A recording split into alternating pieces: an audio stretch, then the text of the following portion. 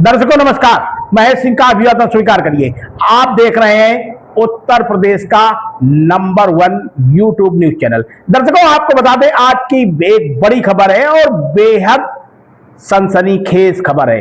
दर्शकों आपको बताएं कि शंकराचार्य अभिमुक्तेश्वरानंद के ऊपर गंभीर आरोप लगाने वाले ब्रह्मचारी आशुतोष के ऊपर हमला हो गया है। ब्रह्मचारी आशुतोष के ऊपर हमला होने के बाद जीआरपी पुलिस ने मुकदमा दर्ज किया है। प्रयागराज में मुकदमा दर्ज कराया गया है और बताया जाता है कि यह हमला सिराथू के आसपास हुआ है, यानी दिल्ली हावड़ा रेल मार्ग का सिराथू रेलवे स्टेशन है, वहां पर हुआ है। ब्रह्मचारी आशुतोष की यदि माने तो स्टेशन आने के कुछ पहले वो बाथरूम गए थे। उसी समय एक बॉडी बिल्डर टाइप का युवक वहां पर मौजूद था और भी उसके साथ लोग मौजूद रहे होंगे, ऐसा ब्रह्मचारी का कहना है। और उसने उनकी नाक काटने का प्रयास किया और बाकायदा उसने धारदार हथियारों से हमला किया। इसकी जानकारी मिलने पर हड़कंप मच गया। अब इस मामले पर ब्रह्मचारी आशुतोष ने शंकराचार्य अभिमुक्तेश्वरानंद पर गंभीर आरोप लगाए हैं और उन्होंने साफ तौर पर कहा है कि ये उनकी साजिश है, क्योंकि वो उनके खिलाफ लगातार पोल खोल रहे थे और अब उनकी पोल उजागर हो गई है। यही वजह है कि उन्होंने साजिश के तहत हमला कराया। जबकि इस मामले को लेकर के प्रदेश की सियासत भी अब गर्मा गई है। उधर इस पूरे मामले को लेकर के ब्रह्मचारी आशुतोष के बारे में एक और भी जानकारी आपको दे दें। ये वही ब्रह्मचारी आशुतोष महाराज हैं जो श्री कृष्ण राम जन्मभूमि के मामले के मुख्य वादी हैं और प्रयागराज जा रहे थे। अब इस मामले को लेकर के शंकराचार्य अभिमुक्तेश्वरानंद ने साफ तौर पर कहा है कि इस हमले के पीछे कोई साजिश नहीं है, बल्कि ये उनकी मनगढ़ंत कहानी है। वो सुरक्षा लेना चाहते हैं और सुरक्षा लेने की वजह से उन्होंने एक नाटक रचा है, जिसकी जीआरपी पुलिस को बाकायदा जांच करनी चाहिए, रेलवे प्रशासन को बाकायदा जांच करनी चाहिए। तो दर्शकों आपको बता दें, अब दो संत, यानी एक तरफ शंकराचार्य और दूसरी तरफ ब्रह्मचारी, यानी उत्तर प्रदेश ने पूरे देश का संत समागम एक बार फिर से गुटबाजी में बढ़ता जा रहा है। और एक बात यह भी कहा जाए कि सनातन ही अब गुटबाजी में बढ़ता जा रहा है। तो इसका अंतिम परिणाम क्या होगा? बने रहिए सब समाचार में। आप हमारी खबरों को कहां से देख रहे हैं, चैनल को सब्सक्राइब करिएगा, लाइक करिएगा, साथ में कमेंट करना ना भूलिएगा। बहुत बहुत धन्यवाद। ये जो अटेंडेंट है, जैसा कि हमको समाचार में बताया गया, वो कह रहा है कि बाथरूम में गए तब तक तो ठीक थे, बाथरूम से निकलने के बाद से इनका ये हाल हो गया। तो बाथरूम में जब गए तो ठीक थे, तो बाथरूम से निकलने के बाद उनको किसने मार दिया?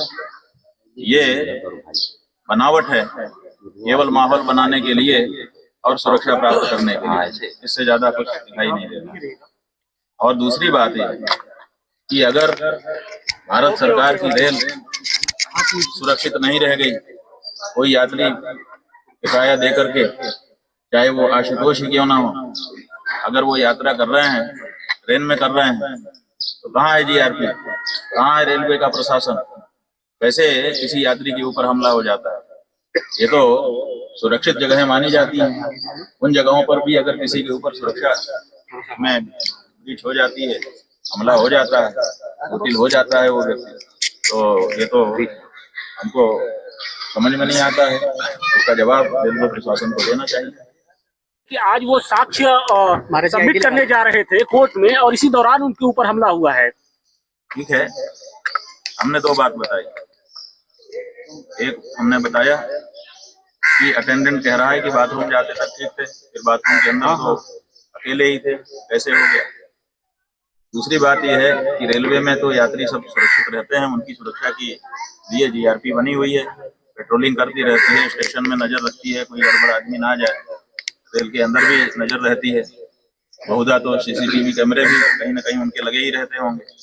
तो अब तो ये रेलवे प्रशासन को जवाब देना है, इसमें हमसे प्रश्न पूछने की कोई बात नहीं। लेकिन वो सीधा आरोप आपके ऊपर लगा रहे हैं। अभी हमारे चैनल पे बातचीत के दौरान उन्होंने कहा कि अभी मुक्तेश्वरानंद जी नहीं चाहते कि उनके ऊपर जो मुकदमा पूरा मामला जो है क्या था, किस तरह से हमला कराया गया? ये पूरा का पूरा मामला अभी मुक्तेश्वरानंद की योजना तहत हुआ है। वह चाहता है कि हम माननीय उच्च न्यायालय में, क्योंकि माननीय उच्च न्यायालय ने आदेश जारी किया है 27 फरवरी को कि हम अपना पक्ष रखें और अपना एफिडेविट और अपना साक्ष्य जमा करें। वो क्योंकि उनको पता है कि हमने जैसे पॉक्सो कोर्ट में माननीय जिला न्यायालय में अपना एविडेंस दिया, पेन ड्राइव दिया और एफआईआर का आदेश हुआ, और क्योंकि एक पक्षीय इन्होंने आदेश करा लिया था और हम अपना पक्ष रखेंगे और ये हमें रोकना चाह रहा था, इसलिए हमारे पे हमला करा जा रहा है। अच्छा स्वामी, मुक्तेश्वरानंद का जो बयान आया है वो कह रहे हैं कि आपने सुरक्षा के लिए अपने ऊपर खुद हमला कराया है। ट्रेन खुद ही से इतनी सुरक्षित होती है? हम तो कहे वो भी करा के देख लेना, इतना खून जितना मेरा भाई एक का खून का बदला लेंगे हम उससे, हम उनको कानून से मारेंगे। तो झूठ बोलता है, ऐसे कोई होता है क्या? अपने ऊपर कोई हमला करा लेगा क्या? अपनी नाक कटवा ले, वो कटवा ले, नाक कटवा के देख ले अपनी नाक, पता चलेगा। हमें दिखना बंद हो गया है, हमारी सुबह से चेकअप पे चेकअप हो रहे हैं, कहीं सीटी स्कैन कहीं कुछ है, सब में गड़बड़ी आ रहा है। तो हम अब पीछे तो नहीं हटेंगे, हमारे समर्थक सब भड़क गए हैं, वो भी खड़े होंगे। ऐसे गंदे बयान क्यों करा रहे हो आप? 21 लाख का हमने तो नहीं कराया आपके खिलाफ, हमने तो आज तक नहीं कहा कि तुम गिरफ्तार हो जाओ, हमने तो कहा कानून जो करेगा करो।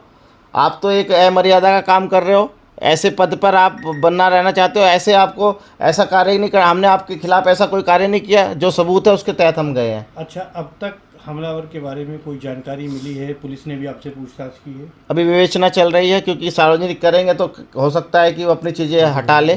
किसी ने अपनी इस हमले की स्वीकार किया है कि हमला अभी मुक्तेश्वर के दल के द्वारा हुआ है, उसका साक्ष्य पुलिस को मिल गया है। जिस समय हमला हुआ उस समय क्या वो हमलावर कुछ बोल आप देख रहे हैं शपथ समाचार।